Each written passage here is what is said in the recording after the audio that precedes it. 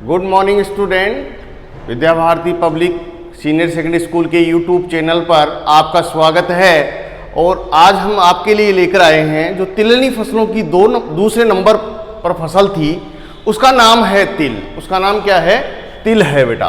तो ये ध्यान रखिए आप लोग, जो तिलहनी फसलों की जो दूसरी फसल है वो है तिल। देखिए आप लोग, तिल है। इसको अन्य नामों से जानते हैं हम। किस नाम से? सीसेम। किसके नाम से जानते हैं? सीसेम। देखिए आप लोग, सीसेम। Sesame,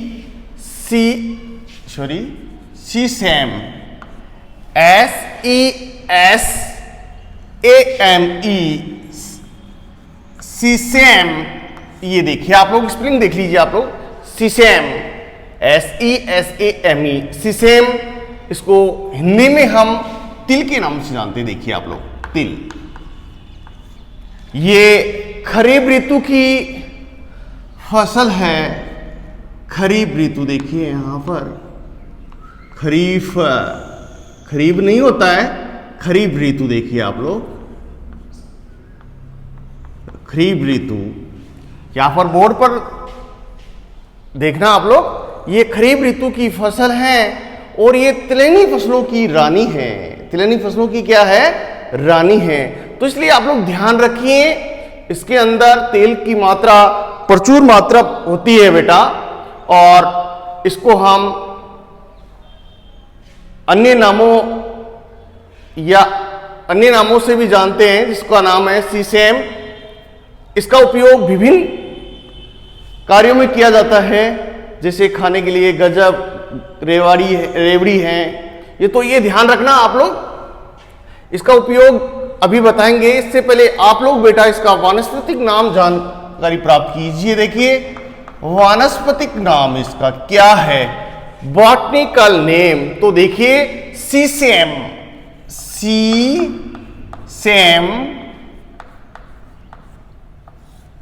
sesame इंडिकम। देखिए, इंडिकम, सीसेम इंडिकम। और ये देखिए, एल का मतलब लिलियस। ये ध्यान रखना बेटा। इसके बाद में देखना, इसका जो परिवार है, इसका फैमिली है, वो क्या है? देखिए आप लोग, इसका किस कुल से बिलोंग करती है? ये पेडिलियेसी। देखना कौन सा कुल है इसका? पेडिलियेसी। ये देखिए आप लोग, पेडिलियेसी। ये कई बार आपके जेट के अंदर प्रश्न पूछा हुआ है। किसके अंदर? जेट के अंदर। देखिए, जॉइंट एंट्रेंस टेस्ट, इसका पूरा नाम भी आप लोगों को पता होना चाहिए। कोई भी पूछ सकता है आपको कि ये जेट का पूरा नाम क्या है, तो इसका नाम है जॉइंट एंट्रेंस टेस्ट, संयुक्त प्रवेश परीक्षा। तो देखिए, इसका ओरिजिन देखिए आप लोग, ये कहां से आया है? ओरिजिन देखिए इसका, भारत या अफ्रीका। देखिए इसका, यहां पर जो अच्छे राइटरों की बुक में दे रखा है यहां पर अफ्रीका, और आपकी बुक में दे रखा है यहां पर भारत। क्या दे रखा है? भारत। तो देखिए, इसका वनस्पति नाम देखिए, सीसेमम इंडिकम। परिवार इसका पेडिलियेसी। ओरिजिन इसका है भारत और अफ्रीका। और इसमें क्रोमोसोम देखिए बेटा, क्रोमोसोम देखिए आप लोग, क्रोमोसोम नंबर है इसमें, ध्यान से सुनिए आप लोग, जो गुणसूत्र संख्या है वो कितनी पाई जाती है? 2n बराबर 26 पाया जाता है। देखिए आप लोग, 26 गुणसूत्र होते हैं इसके अंदर, 2n बराबर 26। तो ध्यान रखना बेटा, ये तिल की फसल है और इसको सीसेम के नाम से जानते हैं। वानस्पतिक नाम सीसेम इंडिकम, फैमिली इसकी पेडिलियेसी, ओरिजिन इसका भारत या अफ्रीका, क्रोमोसोम नंबर है इसमें 2n बराबर 26, मीन्स इसका मतलब गुणसूत्र, उत्पत्ति, कुल और वानस्पतिक नाम। ठीक है। इसके बाद में हम इसका इंपोर्टेंस देखते हैं। देखना इसका इंपोर्टेंस क्या है, इसका महत्व क्या है। देखिए बेटा, जब तक आप लोग इंपोर्टेंस के बारे में इसकी जानकारी नहीं होगी तब तक आप लोग इस फसल के बारे में आप लोग अच्छी प्रकार से समझ नहीं पाएंगे। तो आप लोग देखिए इंपोर्टेंस क्या है। देखना बेटा, तिल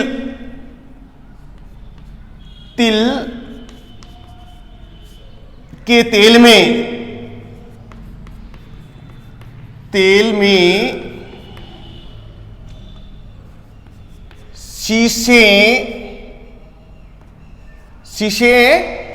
शीशे मॉल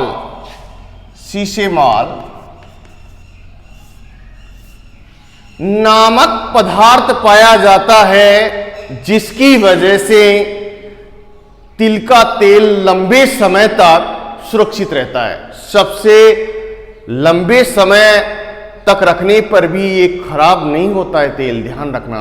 तो आपसे कई बार प्रश्न पूछ लेता है हाँ जेठ के अंदर कि तिल का तेल लंबे समय तक, जैसे आपसे कभी कभार पूछ लेते ना कि गंगा का जल है वो लंबे समय तक सड़ता नहीं है, क्या कारण है?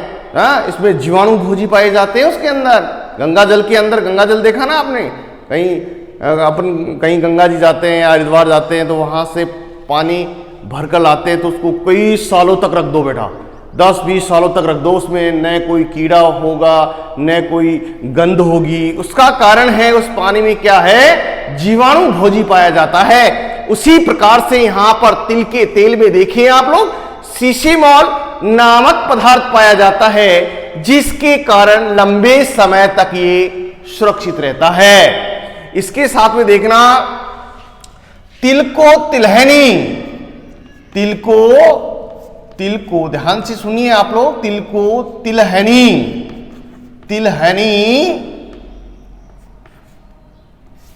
फसलों की रानी कहते हैं।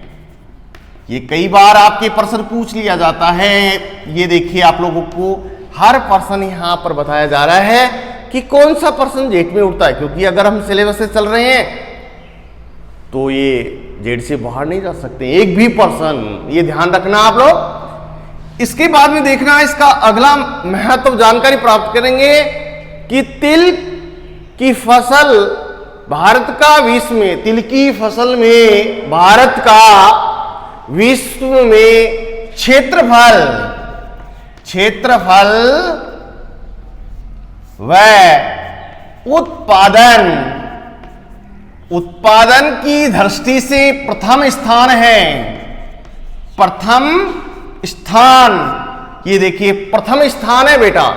ये देखेंगे आप लोग कि तिल के तेल में क्या पाया जाता है, सीसीमोल पाया जाता है। तिल को तिलहनी फसलों की रानी कहते हैं और ये भारत का विश्व में क्षेत्रफल व उत्पादन में कौन सा स्थान है, प्रथम स्थान है। और देखिए इसके अंदर, तिल के अंदर देखिए, तिल में तेल की मात्रा 44 से 54%, यहां पर देखिए ये 54% है बेटा। ये देखिए आप लोग 54% देखिए आप लोग कितना है, 54% है। और इसके बाद में देखिए आप लोग, इसके अन्य प्रश्न ये पूछ लेते हैं जेठ के अंदर। इसके बाद में देखिए, तिल के तेल को किसकी संज्ञा या उपमा दी गई है, घी की। किसकी, घी की। देखना, तिल के तेल को घी की संज्ञा, घी की उपमा एक ही बात है, संज्ञा कह दो या उपमा दी गई है। ये देखिए आप लोग, दी गई है। तो ये ध्यान से सुनिए आप लोग, बहुत सारे प्रश्न हैं इसके अंदर जो आप लोग देखिए। इसमें देखना, ये प्रोटीन देखना, इसमें कितना % प्रोटीन पाया जाता है। प्रोटीन प्रोटीन परसेंट देखिए इसके अंदर कि इसके तेल में कितना परसेंट प्रोटीन पाया जाता है, 18 से 20, 18 से 20।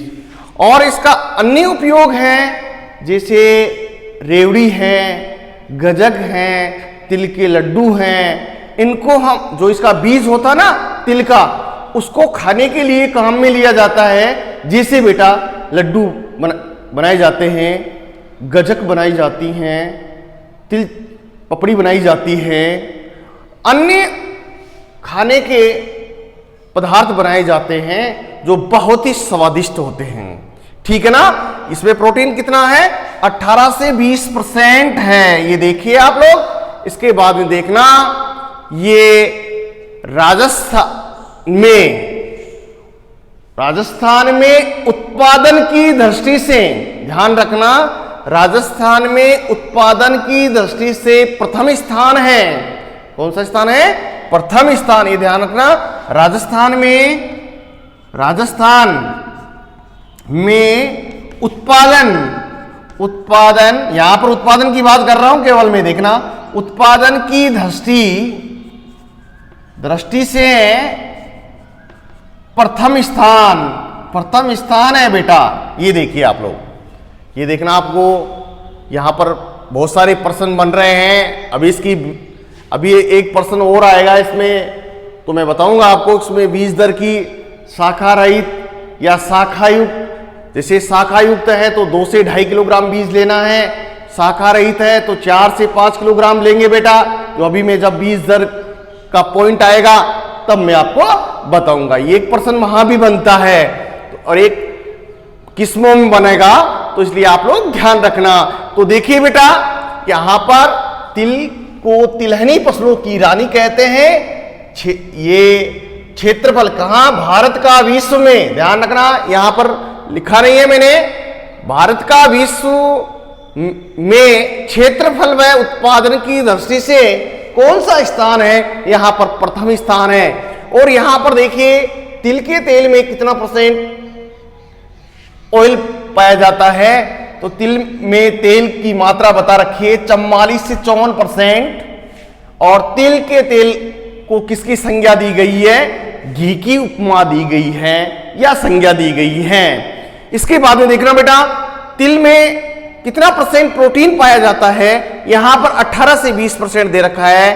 राजस्थान में उत्पादन की दृष्टि से कौन सा स्थान है, प्रथम स्थान है। इसके बाद में देखना कि तिल राजस्थान में, यानी कि तिल की फसल राजस्थान में कहां कहां होती है, वो अपन को पता होना चाहिए। क्योंकि राजस्थान में कहां होती, कोई पूछ लेता है, क्योंकि आपके जैसे मौखिक परीक्षा होती है, एग्जाम के बाद में जो प्रैक्टिकल्स होंगे उसमें वॉइस होता है, मौखिक परीक्षा होता है, उसमें पूछ लेते हैं कि राजस्थान में ये तिल की फसल कहां कहां होती है। तो आप लोगों को पता नहीं होता है बेटा, तो ये ध्यान रखना, चित्तौड़गढ़, सवाई माधोपुर, जालोर, नागौर, पाली, जोधपुर, टोंक, भीलवाड़ा और अजमेर आदि जिलों में तिल की खेती सफलतापूर्वक की जाती है। तो देखिए बेटा, यहां पर दोबारा देखना, सुनना, चित्तौड़गढ़, सवाई माधोपुर, जालोर, यहां पर जोधपुर, पाली, नागौर, टोंक, भीलवाड़ा और अजमेर जिलों में इसकी खेती की जाती है। इसके बाद में देखना, आपका अगला पॉइंट आता है जलवायु। देखना बेटा, कौन सा आता है, जलवायु आता है। देखना,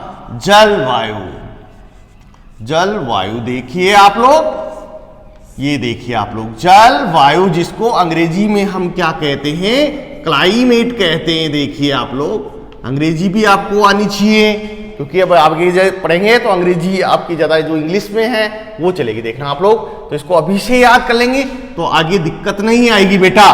तो देखना, इसकी सफल खेती के लिए किस प्रकार की जलवायु की आवश्यकता होती है, तो ये ध्यान रखना आप लोग। तो इसके लिए देखना, मैं आपको बता रहा हूं कि इसकी फसल को लिए नम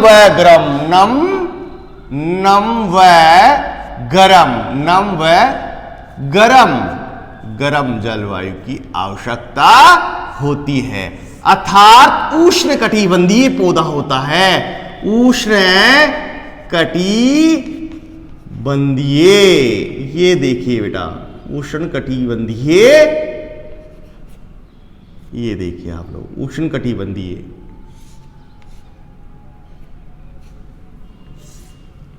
जलवायु की आवश्यकता होती है, इसको ऐसे भी लिख सकते हैं हम, उष्ण कटिबंधीय जलवायु की आवश्यकता होती है। तो हमारे को समझना है कि वहां पर नम व गर्म जलवायु की आवश्यकता बहुत अच्छी रहती है। इस फसल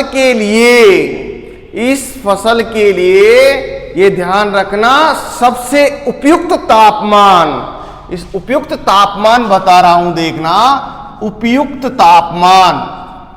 उपयुक्त तापमान टेम्परेचर देखिए यहां पर 25 से 27 डिग्री सेंटीग्रेड तापमान की आवश्यकता होती है। देखिए इसके सफल खेती के लिए नम व गर्म जलवायु और उपयुक्त तापमान कितना है, 25 से 27 डिग्री सेंटीग्रेड तापमान की आवश्यकता होती है। और ध्यान रखना बेटा, इस जलवायु के अंदर 50 से 60 सेंटीमीटर वार्षिक वर्षा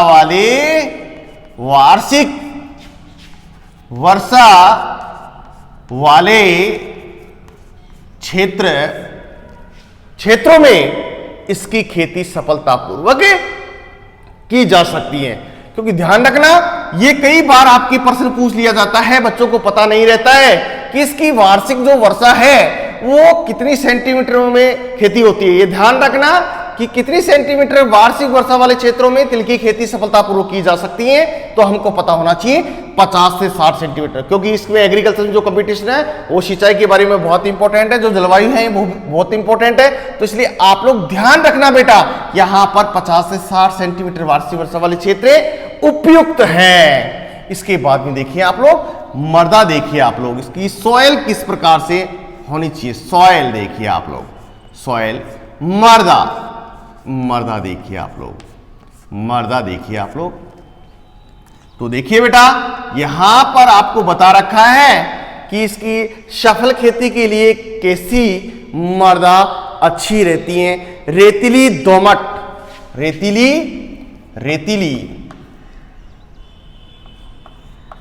रेतीली दोमट,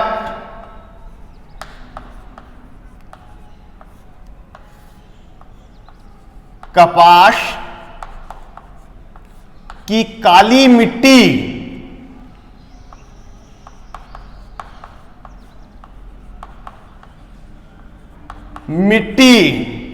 और एक मृदा और लिखता हूं मैं यहां, बलुई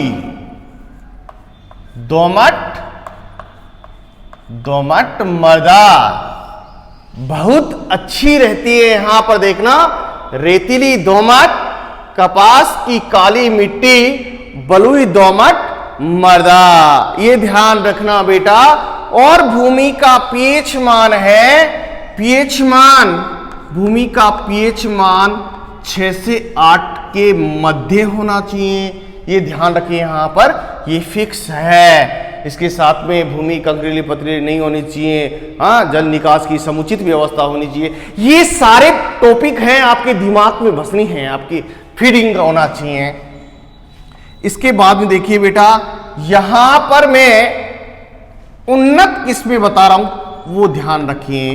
उन्नत किस्में देखिए आप लोग कि इसकी फसल के लिए किस प्रकार की किस्में होनी चाहिए, तो ये आप लोगों को पता होना चाहिए। मैं एक एक किस्म बता रहा हूं आपको, तो इसके बारे में ध्यान रखना। जैसे TC25 है, TC25 ये हमारे राजस्थान के लिए बहुत अच्छी किस्म है ना।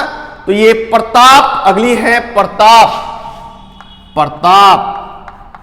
इसको हम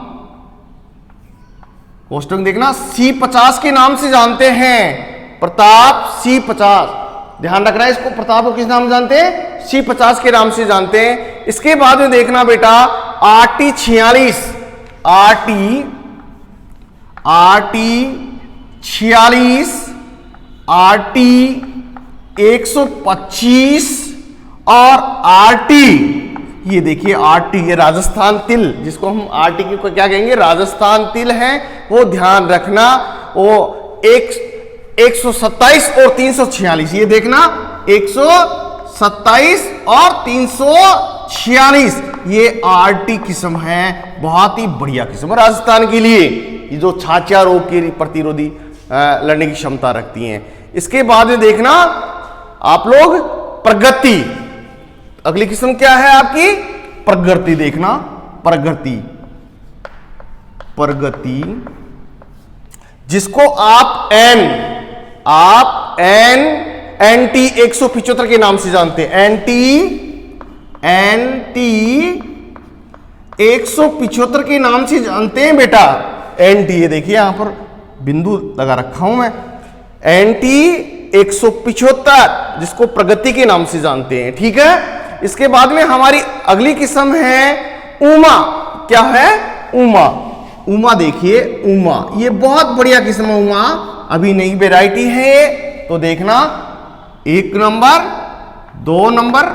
इसके बाद में देखिए अगले ऐसे लिखते चलिए आप लोग, सिस्टोमेटिक तरीके से बोर्ड में करते हैं आप तो बहुत अच्छे नंबर आते हैं आपके, क्योंकि कल मैं आपको बताया था कि इसमें प्रश्न कैसे बनता है इस फसल में। जैसे कल मैंने कंप्लीट की थी मूंगफली की फसल, ग्राउंडनट की, तो यहां पर प्रश्न बन जाता है कैसे कि मूंगफली, कल मैं आपको बता रहा था कि मूंगफली की खेती का वर्णन निम्न बिंदुओं के आधार पर कीजिए, तो आप लोग केवल 4 बिंदु देंगे, क्योंकि 4 नंबर का प्रश्न है और 4 ही बिंदु देंगे, चाहे 4 बिंदु इनमें से कोई सा उठा सकता है बोर्ड, तो आप लोगों को पता होना चाहिए। जैसे आप लोगों की ज्यादा मोस्ट और इंपॉर्टेंट है, जैसे बीजोपचार, बीज की मात्रा और साथ में उपज, ये बहुत ही इंपॉर्टेंट बिंदु है, इनको तो अपने मस्तिष्क में बसाना ही है। बीजोपचार है अपने दिमाग से कर सकते हैं आप लोग, जलवायु है खरीफ की है, तो इसके लिए गर्म और नम जलवायु, जहां भी आप लोग खरीफ ऋतु बता रखा तो सीधे सीधे आ जाइए आप लोग,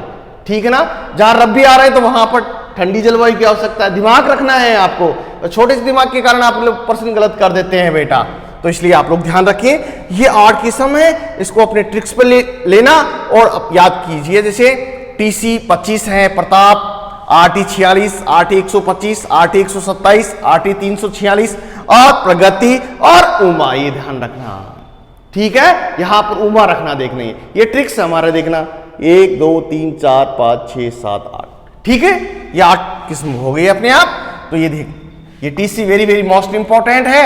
इसके बाद में देखना बेटा, यहां पर जैसे ही आप किस्म का निर्धारण किया है उसी प्रकार से देखना आप सीड रेट लेना है, सीड रेट, सीड रेट, क्योंकि आपको अंग्रेजी भी आनी चाहिए, जिसको बीज की मात्रा या बीज दर कह सकते हैं या बीज की मात्रा लिख सकते हैं आप लोग, दोनों में से जो भी आपको उचित लगे वो लिखना, बीज की मात्रा या बीज की दर, ये ध्यान रखना, क्योंकि हमारे कोई इंपॉर्टेंट यहां पर टॉपिक है, तो ये ध्यान रखना। पहली शाखा युक्त देखना आप लोग, क्या है हमारा पहला शाखा, शाखा युक्त, शाखा युक्त किस्में, शाखा युक्त किस्में देखना आप लोग। शाखा युक्त किस्मों में आप क्या करेंगे बेटा, देखना आप लोग, शाखा युक्त किस्में कितनी बीज दर लेंगे आप लोग, इसमें 2 से 2.5 किलोग्राम, 2.5 किलोग्राम प्रति हेक्टर के हिसाब से बीज लेंगे हम।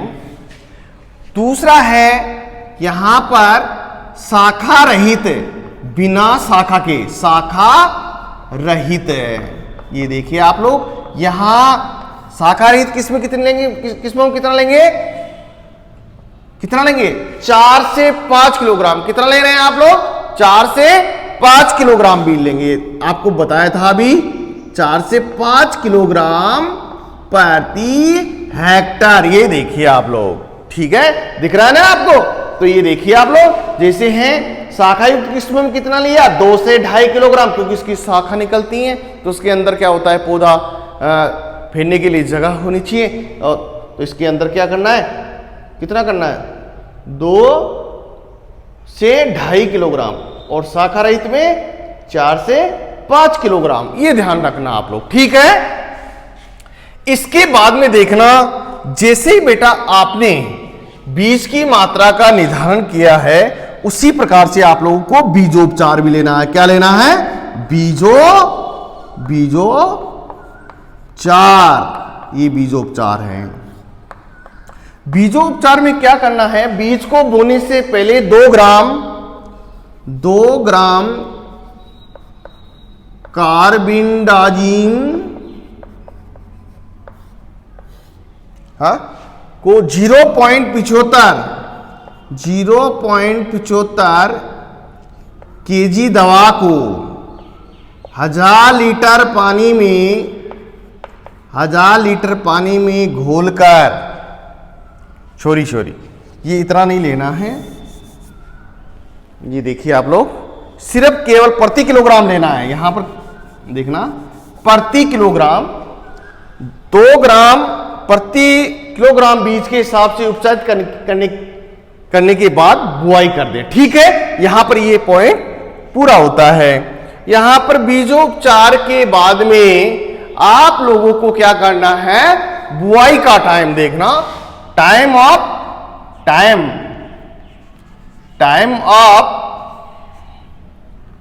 ऑफ सॉविंग देखिए आप लोग, बुआई का समय देखिए आप लोग, बुआई का समय यहां पर हिंदी में देख लीजिए आप, बुआई कर दीजिए या आ कर दीजिए आप लोग का समय। ये देखिए आप लोग, किसकी बुआई कब करनी है? तो यहां पर 15 जून टू 15 जुलाई। ये देखिए आप लोग, 15 जून से जुलाई, इतना था ना, जून जुलाई, ठीक है, याद करना आप लोग। इसका बुआई का समय देखिए 15 जून से 15 जुलाई, ठीक है। इसके बाद में सीधे आपको आना है खाद एवं उर्वरक में आना है बेटा। खाद एवं उर्वरक देखिए, खाद एवं उर्वरक देखिए आप लोग, जिसको आप अंग्रेजी में मैन्योर के नाम से जानते हैं, मैन्योर एंड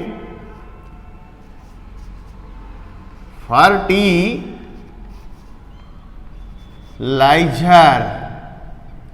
ये देखिए आप लोग, मैन्योर एंड फर्टिलाइजर।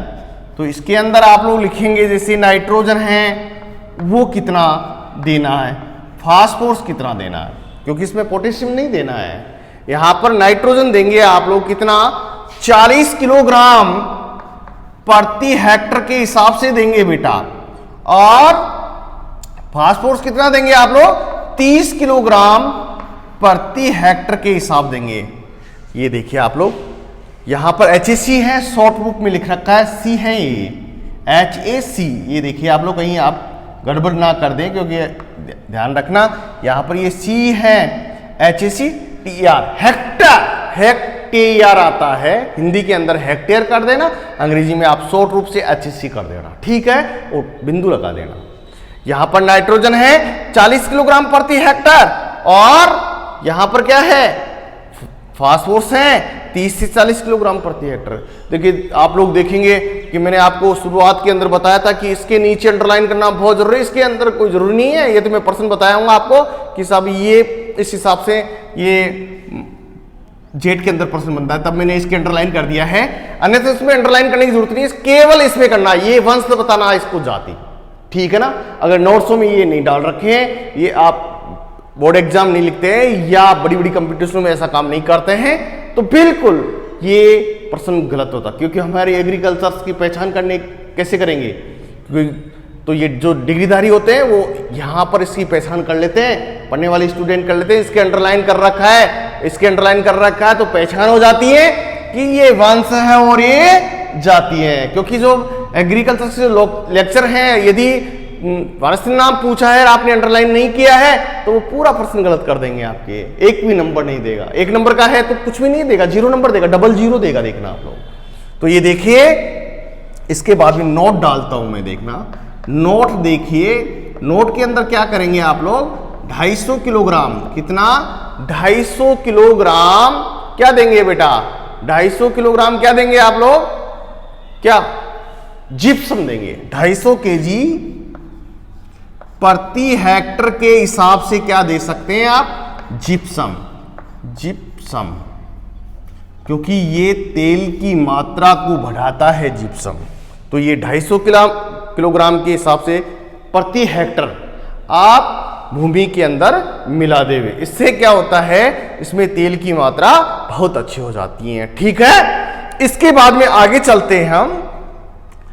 इस खाद उर्वरक के बाद में सीधे आइए आप लोग इरिगेशन। कहां आएंगे, इरिगेशन देखना, इरिगेशन ये वह अवस्था है जिसमें फसल को पानी देना अति आवश्यकता होता है। हिंदी के अंदर हम क्या कहते हैं, सिंचाई कहते हैं। क्या कहते हैं, सिंचाई कहते हैं। ये देखिए सिंचाई, ठीक है, दिख रहा है ना आपको। तो इसको देखना, आप अपना जो बिंदु है उस पर नजर रखिए, नजर मत हटाइए बेटा। नजर हटाते हैं तो ये प्रश्न गलत हो जाएगा, क्योंकि ये एक ऐसी फसल है जो अगर यदि भूमि के अंदर नमी नहीं रहती है, किस समय, फूल आते समय, तो उस फसल का प्रोडक्शन खत्म हो जाता है। यहां पर एक प्रश्न और आ गया, देखना, इसके फल को क्या कहते हैं, तिल के फल को। ये देखिए यहां पर तिल के फल को क्या कहते हैं, फल को कैप्सूल, कैप्सूल। ये देखिए आप लोग बेटा, कैप्सूल कहते हैं। ये जेट के अंदर कई बार प्रश्न पूछ लिया जाता है, कैप्सूल कहते हैं, याद रखेंगे। ठीक है, तो आगे देखिए आप लोग इसकी सिंचाई के बारे में बात करते हैं कि इरिगेशन, इसकी सिंचाई कब करनी है। इसकी सिंचाई आप लोग आवश्यकता अनुसार करते रहिए, लेकिन इसकी जो मुख्य सिंचाई है वो फूल आते समय। कब, फूल आते समय, फूल आते समय सिंचाई करना अति आवश्यक है। फूल आएंगे उसके बाद में क्या बनेंगे, कैप्सूल बनेंगे। क्या बनेंगे, कैप्सूल बनेंगे। ये ध्यान रखना है यहां पर। वो भी जेट का प्रश्न है कि तिल के फल को क्या कहते हैं, तो बच्चों को पता ही नहीं रहता है, कोई पाड कर देता है। पाड तो फली को बोलते हैं, जिसको पीओडी, पॉड है, आप पॉड बोलते हैं, लेकिन इसका शुद्ध नाम पाड है। क्या है, पाड है। तो ध्यान रखिए, इसके फल को हम क्या कहते हैं, कैप्सूल कहते हैं। जैसे बाजरे के दाने को किस नाम से जानते हैं, कैरियोप्सिस के नाम से जानते हैं, पता बताया था ना आपको। उसी प्रकार से तिल के फल को किस नाम से, क्योंकि बेटा एग्रीकल्चर ऐसी है, बहुत सारे प्रश्न बनते हैं, क्योंकि इसमें अभी जेट के अंदर जो प्रश्न बनेंगे लगभग 70% एग्रीकल्चर के होंगे, अन्य प्रश्न केमिस्ट्री और बायो के होंगे। तो यहाँ पर इंपॉर्टेंट जो सब्जेक्ट है आपका एग्रीकल्चर है, क्योंकि बहुत सारे जैसे बच्चों को पता ही नहीं है कि इसमें एग्रीकल्चर में कितने प्रश्न उठेंगे, क्योंकि जो पुराना जो सिलेबस है उसी के हिसाब से आप लोगों को, जैसे कोचिंग वगैरह है आप लोग करते रहते हैं, तो उनको इस चीज़ का पता नहीं रहता है। लेकिन मैं आपको बता रहा हूँ, इसमें से 70% इस एग्रीकल्चर में उठेंगे, क्योंकि एग्रीकल्चर की जो सॉइल साइंस है पूरी, जो आपकी केमिस्ट्री के अंदर चल रही है, वो भी एग्रीकल्चर से संबंधित ही है। ठीक है ना। और इसमें बायोलॉजी है, जैसे इंसेक्ट वगैरह है, इसमें से बहुत सारे प्रश्न बनेंगे। ये ध्यान रखना, क्योंकि जो हम इंसेक्ट पढ़ा रहे हैं उसका जो आप लोगों ने नियंत्रण है, कोई दवा है, उसके नाम से पूछेंगे, तो लगभग 70% क्वेश्चंस हैं वो एग्रीकल्चर से ही बनेंगे। ये ध्यान रखना आप लोग। तो आगे चलते हैं हम। सिंचाई के बाद में है हमारा अगला पॉइंट क्या है, अंतराकृषि। देखना, अंतराकृषि देखिए बेटा, अंतराकृषि के अंदर आप लोग क्या करेंगे कि इसकी बुआई के 25 से 30 दिन बाद में, कितने दिन बाद में, 25 से 30 दिन बाद में आप क्या करेंगे, निराई गुड़ाई करेंगे। क्योंकि अगर इससे पहले कर लेंगे तो उससे कोई फायदा नहीं है, उसका पौधा कमजोर हो जाएगा, है। तो आप लोग कम से कम आप लोग 25 से 30, बुआई के 25 से 30 दिन बाद में आप पानी देंगे, देंगे, अंतराकृषि करेंगे आप लोग। ठीक है। उसके बाद में देखना आप लोग क्या करेंगे, फ्लूक्लोरोलिन। कितना, फ्लूक्लोरोलिन कितनी दवा, 0.75 kg 1000 लीटर पानी में मिलाकर बीज बोने से पहले मिट्टी में अच्छी प्रकार से मिला देवें। इससे खरपतवार जर्मिनेट नहीं होंगे। तो ये ध्यान रखना बेटा। मैं आपको ये अंतराकृषि बताइए, तो अंतराकृषि में आपसे प्रश्न पूछ लिया जाता है कि तिल की फसल में प्रथम निराई गुड़ाई कब की जाती है, तो 25 से 30 दिन बाद में प्रथम निराई गुड़ाई की जाती है। और जो उसके बाद में खरपतवार नियंत्रण है वो किससे करते हैं, जो मुख्य शाकनाशी है फ्लुक्लोरोलिन है, ठीक है ना। उसकी 0.75 kg दवा लीजिए, मीन्स पौन kg है ना, आधी से ज्यादा पौन kg आप लोग 1000 लीटर पानी के अंदर घोलकर भूमि में अच्छी प्रकार से मिला देवे, ठीक है। इसके बाद में देखना अंतराकृषि के बाद में हम देखते हैं क्या, कीट एवं व्याधियां। क्या देखेंगे, कीट एवं व्याधियां। देखिए बेटा इसके अंदर जो कीट है वो देखेंगे आप लोग, इंसेक्ट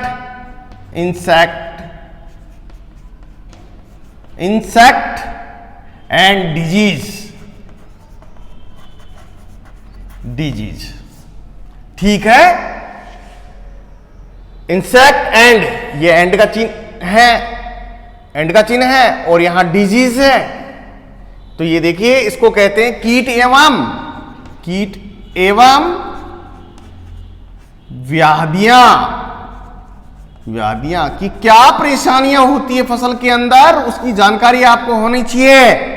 तो यहां पर जो पहला कीट है वो बताया जा रहा है आपको, पहला कीट। ये देखिए बेटा पहला कीट क्या है कि इसमें पत्ती छेदक, कौन सा है, पत्ती छेदक, पत्ती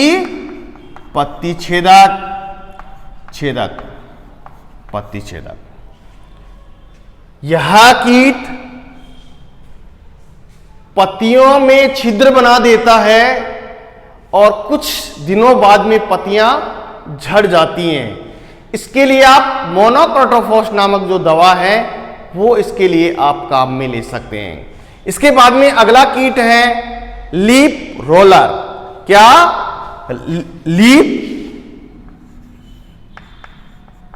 लीफ रोलर।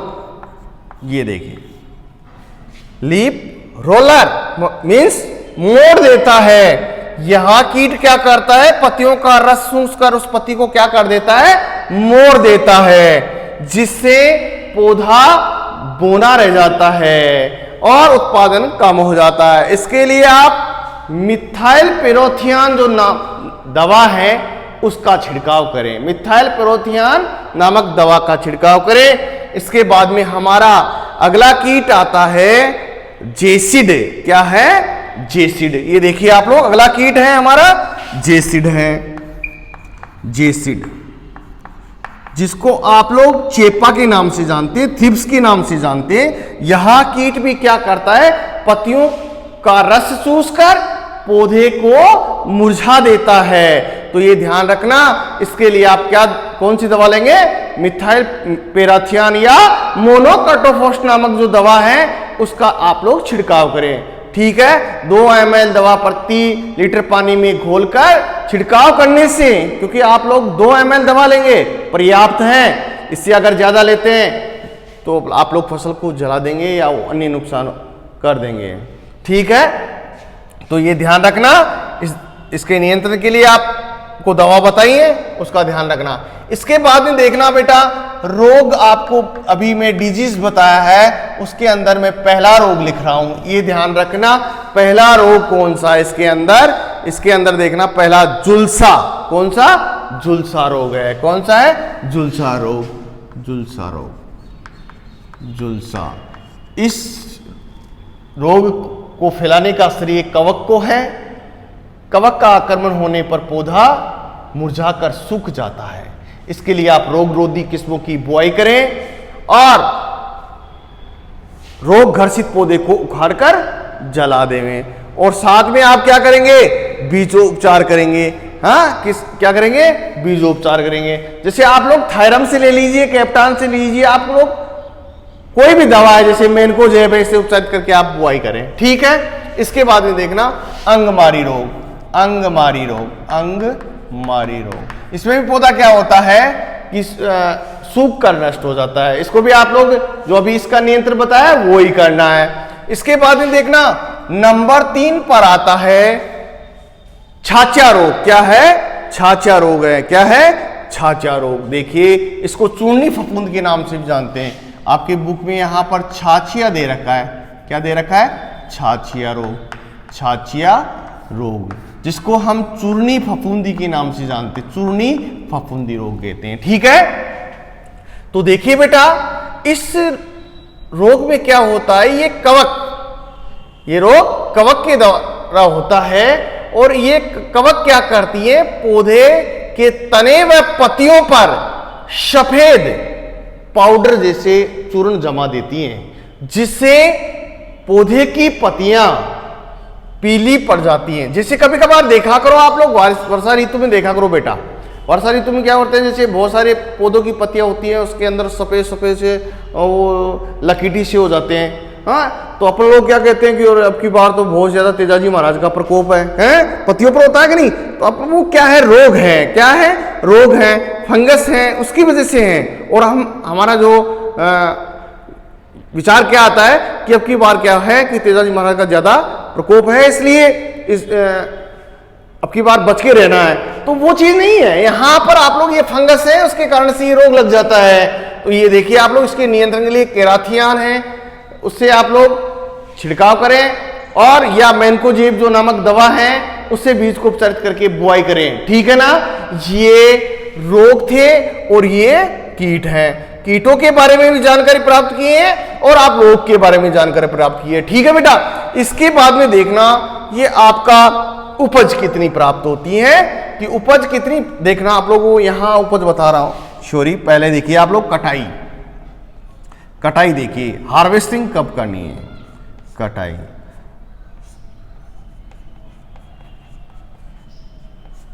पीली, जब फसल पीली पड़ जाए, जब इसके कैप्सूल पीले पड़ जाए और पौधा भी पीला होने लग जाए, तब इसकी कटाई कर लें और छोटी छोटी पुलियां बना लें, छोटी छोटी पुलियां बना लें। और सूखने के बाद में क्या, या तो डंडों से या थ्रेसर के माध्यम से, डंडों से पीटकर आप लोग इसके दाने को अलग कर सकते हैं, या थ्रेसर के माध्यम से बीज को अलग कर लिया जाता है। तो अलग करेंगे, उसके बाद में हम इसका क्या देखेंगे, उपज देखेंगे। क्या देखेंगे? उपज देखेंगे। देखना यहां पर मैं उपज देख रहा हूं, यहां पर लिख रहा हूं, यहां पर खाली स्थान पर देखिए जगह है यहां पर। तो देखिए यहां पर इसको अंग्रेजी में क्या कहते हैं, YIELD, इल्ड। देखिए आप लोग, तो यहां पर तो इल्ड देखिए, उपज देखिए आप लोग कितनी होगी, 6 से 8 क्विंटल। कितनी? 6 से 8 क्विंटल। ये देखिए 6 से 8 क्विंटल। देखिए आप लोग बेटा 6 से 8 क्विंटल प्रति हेक्टर के हिसाब से उपज प्राप्त होती है। यहां पर देखिए आप लोग ये जो कीट है उसके बारे में जानकारी प्राप्त कर लिए कि कौन कौन से कीट इस फसल में लगते हैं, वो किस प्रकार से नुकसान करते हैं, वो मैंने आपको अच्छी प्रकार से यहां बताया है कि लीफ रोलर क्या करता है फसल के अंदर। ये जो थ्रिप्स है जिसको आप जेसिड के नाम से जानते हैं, और ये क्या नुकसान करता है फसल के अंदर, इसको भी आप लोग अच्छी प्रकार से जानकारी प्राप्त कर लिए। इसके बाद में आपने रोगों के बारे में क्या देखा, जैसे झुलसा रोग है, हाँ, इसका जो प्रमुख रोग है छाछा और झुलसा, अंगमारी, ये तीनों इसके तिल की फसल के मोस्ट और इंपोर्टेंट रोग हैं, जिससे फसल की पैदावार कम हो जाती है। बहुत सारे किसान क्या करते हैं, अपने दिल और दिमाग से, ईमानदारी से फसल को बोते हैं। ठीक है ना, कि ईमानदारी कैसे, जैसे उसने बीजोपचार भी किया है, बीज सही लिया है, सारा सिस्टम उसने लेकर चला है, और फिर भी क्या होता है, ऐसी कमियां छोड़ देता है जिसकी वजह से ये रोग आ जाते हैं। जैसे मौसम में नमी हो गई, जैसे बादल छाए हैं, तो इसके अंदर बहुत सारे ऐसे रोग आ जाते हैं जिससे हमारा प्रोडक्शन कम होता है। कई बार क्या हो जाता है कि किस्में गलत आ जाती है, सेटिस्फाई किस्में किसान लाता नहीं है, क्योंकि उसके पास में पूछते ही नहीं है, और वो अन्य किस्मों को बो देते, तो प्रोडक्शन नुकसान हो जाता है। ये ऐसी बहुत सारी कमियां होती हैं, क्योंकि वो सारा काम सही कर रहा है, और लेकिन कुछ काम ऐसे होते हैं किसान की लापरवाही से नहीं, वो दवा है, किस्म है, उसकी वजह से उसका प्रोडक्शन खराब हो जाता है। इसलिए ध्यान रखिए बेटा, ये वेरी वेरी मोस्ट इंपॉर्टेंट है। जलवायु के अंदर देखिए, इसकी सफल खेती के लिए नाम व गर्म जलवायु की आवश्यकता होती है। इसकी फसल के लिए उपयुक्त तापमान 25 से 27 डिग्री सेंटीग्रेड है और वार्षिक वर्षा है इसमें 50 से 60 सेंटीमीटर वार्षिक वर्षा वाले क्षेत्र में इसकी खेती सफलतापूर्वक की जा सकती है। मृदा में मैंने बताया है, इसकी जो मृदा है वो रेतीली दोमट भी ले सकते हैं, कपास की काली मिट्टी भी ले सकते हैं, बलुई दोमट मृदा भी ले सकते हैं आप लोग। इसके बाद में देखिए पीएच मान आपसे पूछते हैं तो इसकी भूमि का पीएच मान 6 से 8 तक आप लोग ले सकते हैं।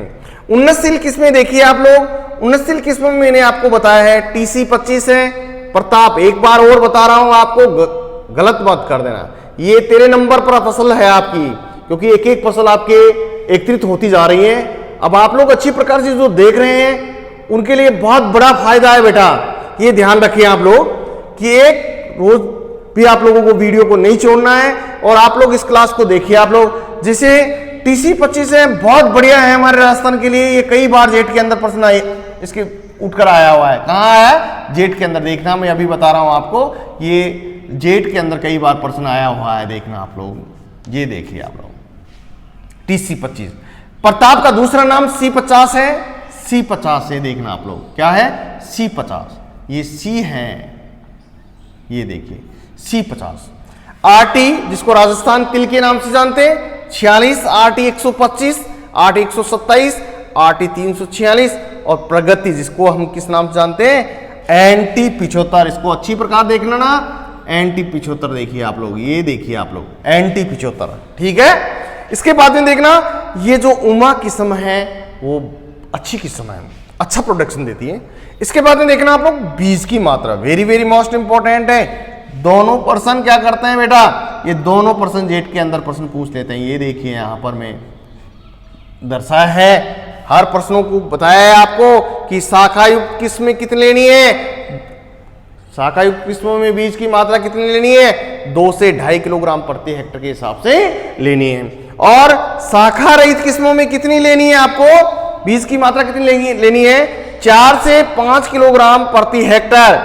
इसके बाद में जस्ट आता है बीजोपचार।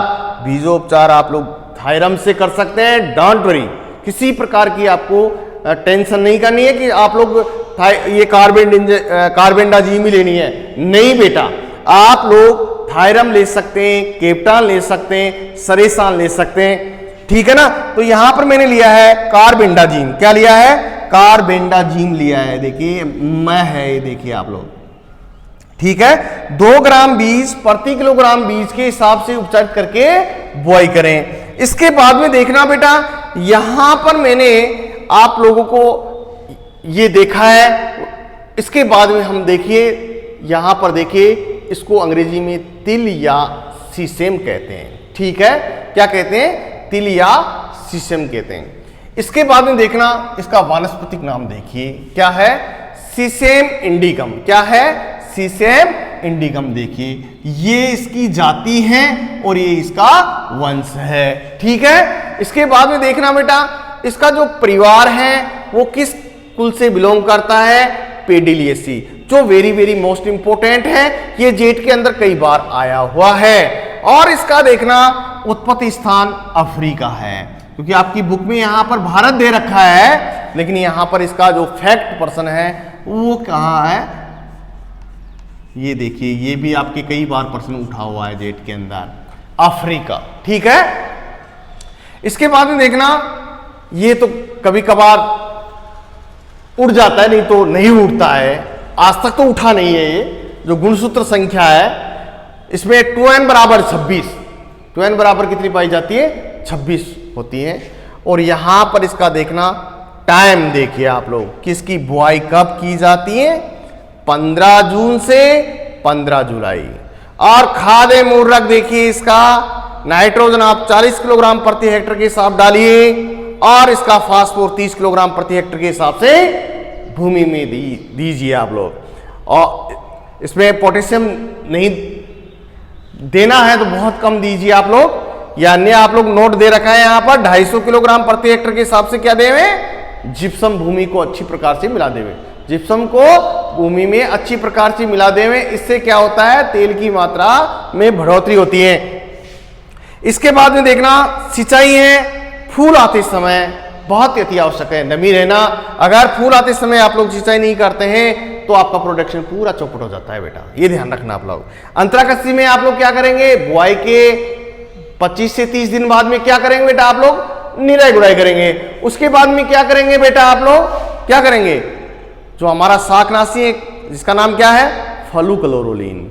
हाँ, फ्लूक्लोरोलिन है वो 0.75 kg 1000 लीटर पानी में मिलाकर आप लोग मिट्टी में मिला दीजिए, इससे खरपतवार नहीं उगते हैं। ठीक है ना। ये शाकनाशी बहुत अच्छी शाकनाशी है जो बीज को बोने से पहले मिट्टी में मिलाई जाती है। इसके बाद में देखना आप लोग उपज या कटाई, आपने उपज भी देखा है कि इसका उपज है, ईल्ड है वो 6 से 8 क्विंटल प्रति हेक्टेयर के हिसाब से प्राप्त होता है। कटाई आप लोग जब फसल पीली हो जाए तब क्या कर ले, आप लोग फसल की कटाई करके छोटी छोटी पुलिया बना ले या बंडल बना ले। आप लोग अगर आप लोग हिंदी में पुलिया नहीं जानते तो बंडल कह दीजिए, आप लोग बंडल बना लीजिए। तो उसके बाद सूखने के बाद में, क्योंकि ये काला सूखने के बाद में काला पड़ जाता है, उसके बाद में डंडों की सहायता से आप लोग इसको पीट कर दाने को अलग कर सकते हैं। ठीक है, या फिर थ्रेशर मशीन के द्वारा आप लोग अलग कर सकते हैं। इसके बाद में देखना आप लोग इसका इंपॉर्टेंस आपने जानकारी प्राप्त की है कि तिल के फल को किस नाम से जानते हैं, ये वेरी मोस्ट इंपॉर्टेंट है, ये ध्यान रखना बेटा। ये आपकी जेट के अंदर प्रश्न पूछ लेता है। ये देखिए आप लोग जेट, देखिए आप लोग, ये देखिए आप लोग जेट पूछ लेता है कि ये इसके फल को किस नाम से जानते हैं, कैप्सूल के नाम से जानते हैं। देखना तिल के तेल में ऐसा कौन सा पदार्थ पाया जाता है जो लंबे समय तक सुरक्षित रहता है या उस तेल को सुरक्षित रखता है। ठीक है, जैसे सरसों का तेल है, देखना बेटा इसको लंबे समय तक रख लो, बहुत ज्यादा चिपचिपाहट आ जाएगा। और इस तेल को आप लोग जितना ज्यादा रखें उतना ही ये इंपॉर्टेंट स्वास्थ्य के लिए रहता है, ये ध्यान रखना। तिल का तेल, और जिसके अंदर वो क्या कारण है, इस तिल में क्या पाया जाता है, सीसेमोल पाया जाता है। क्या पाया जाता है, सीसेमोल पाया जाता है। और देखना बेटा इसको तिलहनी फसलों की क्या कहते हैं, हम रानी कहते हैं। तिलहनी फसलों की रानी किसको कहते हैं, तिल को कहते हैं। बहुत सारे विद्यार्थी गलत कर देते हैं, सरसों को लगा कर आ जाते हैं और उसके 4 नंबर चले जाते हैं, अपने खाते से भग जाते हैं। ये ध्यान रखना, एक एक नंबर जोड़ना है अपने खाते के अंदर, तो सिस्टमेटिक तरीके से चलना पड़ेगा कि तिल को तिलहनी फसलों की रानी कहा है, सरसों को नहीं, यहां पर तिल को कहेंगे। ये भारत का विश्व में क्षेत्रफल व उत्पादन की दृष्टि से प्रथम स्थान है। किसका, तिल का। तिल का विश्व में भारत का कौन सा स्थान है, किसमें, क्षेत्रफल व उत्पादन की दृष्टि से प्रथम स्थान है। और यहां पर तिल के तेल में कितना % तेल पाया जाता है, तिल में तेल की मात्रा यहां पर बता रखी है 44 से 54%। ये देखिए आप लोग 44 से 54%। और यहां पर देखिए बेटा तिल के तेल को किसकी संज्ञा दी गई है, घी की उपमा दी गई है। किसकी दी गई है, घी की उपमा दी गई है। इसके अंदर प्रोटीन कितना % पाया जाए, वेरी वेरी मोस्ट इंपॉर्टेंट है, ये भी जेट का प्रश्न है बेटा। देखना ये देखिए आप लोग जेट का प्रश्न है ये, इसमें प्रोटीन % कितनी पाई जाती है, 18 से 20% पाई जाती है।